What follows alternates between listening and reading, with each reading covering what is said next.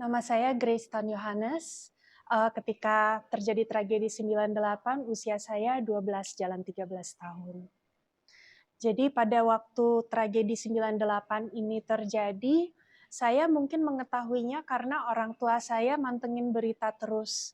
Pokoknya setiap kali ayah saya pulang kerja atau bahkan di saat saya pulang sekolah dan ibu saya ada di rumah, berita itu pasti selalu on begitu, baik berita televisi maupun koran. Ketika itu saya tinggalnya di Kabupaten Mimika, sehingga untuk waktu itu mungkin berita di internet belum terlalu semaju seperti sekarang ya gitu. Tetapi waktu itu saya tinggal di Kabupaten Mimika, dan walaupun kami menerima koran itu rata-rata beberapa hari terlambat, tetapi kami terus memantau apa yang terjadi di Jakarta dan di kota-kota besar lainnya. Dan saya ingat apa kata ayah saya ketika mengingat kembali tentang masa itu gitu. Saya sendiri berasal dari keluarga yang multikultural. Ibu saya berdarah Indonesia Timur, sedangkan ayah saya sendiri berdarah Tionghoa, sehingga ya saya bisa dibilang ada di antara dua dunia seperti itu. Dan ayah saya kalau ingat pada saat itu gitu, dia cerita gitu bahwa mamamu mungkin agak berjarak kalau misalnya dengan peristiwa-peristiwa di tahun 1998 itu. Tapi papa merasakan sangat marah dengan apa yang terjadi gitu. Saya sendiri juga merasakan semasa kecil adalah nggak dianggap orang Indonesia beneran. Dan kalau kita bukan orang Indonesia beneran, maka ketidakadilan yang menimpa kami itu bukan ketidakadilan namanya, karena kami bukan orang Indonesia seutuhnya, kami bukan manusia seutuhnya. Dan walaupun saya jauh gitu ya, bisa dibilang saya aman pada saat itu, tapi apa yang menimpa terutama banyak perempuan Tionghoa Indonesia di Jakarta dan di kota-kota besar lainnya, itu saya tumbuh dengan perasaan kesadaran bahwa itu bisa jadi adalah saya yang mengalami. Saya cuma beruntung karena lokasi saya berbeda, tapi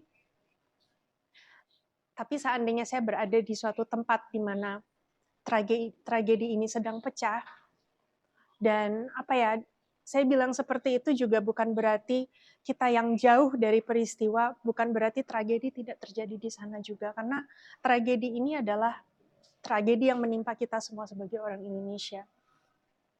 Saya mungkin tadi dikatakan bahwa banyak teman-teman seusia saya gitu yang mungkin mereka harus mengumpulkan paspor gitu dan dipersiapkan untuk lari ke luar negeri. Mungkin kalau saya sendiri gimana ya?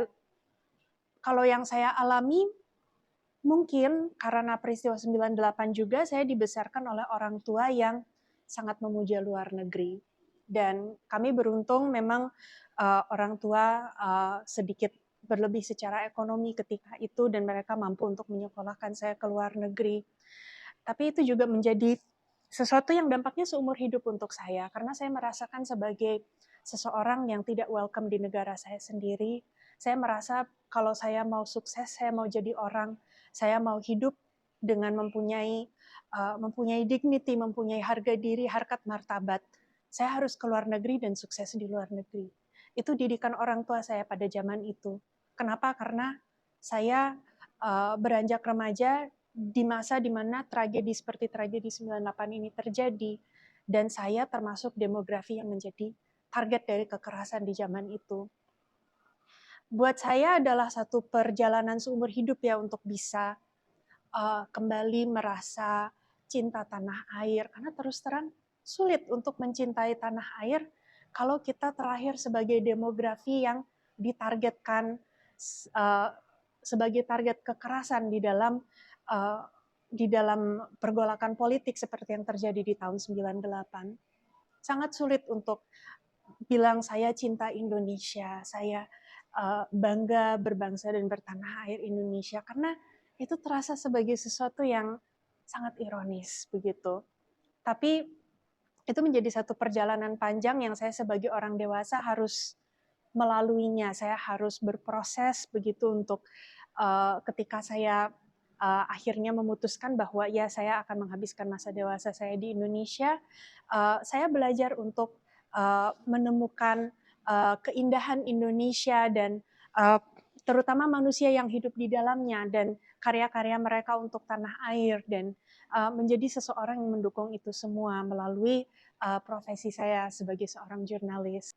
Tentunya tahun 98 dunia jurnalisme juga berperan sangat penting dalam mengungkap kebenaran tentang uh, tentang belenggu kediktatoran yang ketika itu mencengkram kita sangat kuat sebagai bangsa dan negara. Dan kita, kalau saya mendengar dari senior-senior saya, mereka yang mengalami langsung demo, yang mengalami mereka bekerja di media yang itu dibredel, dan uh, yang saya pelajari dari senior-senior saya adalah ketika itu untuk sekedar mengumandangkan kebenaran itu adalah suatu pertaruhan nyawa, dan saya beruntung bisa berkarir di zaman saya tidak perlu takut akan itu semua lagi gitu, dan bahwa saya bisa fokus untuk memberitakan hal-hal yang baik tentang negeri ini gitu, hal-hal yang juga itu nggak kalah benar gitu dengan segala kebobrokan yang kita sudah tahu tentang negara kita. Negara kita ini nggak melulu semuanya adalah tentang korupsi, kolusi, dan nepotisme, dan semua kebobrokan sistemis itu, ya betul itu ada, tapi kita juga bisa melihat sisi lainnya bahwa ada orang-orang yang masih berjuang di negara ini untuk mewujudkan masyarakat yang bisa hidup sejahtera, yang bisa hidup sebagai manusia seutuhnya, tidak peduli apapun identitas kita.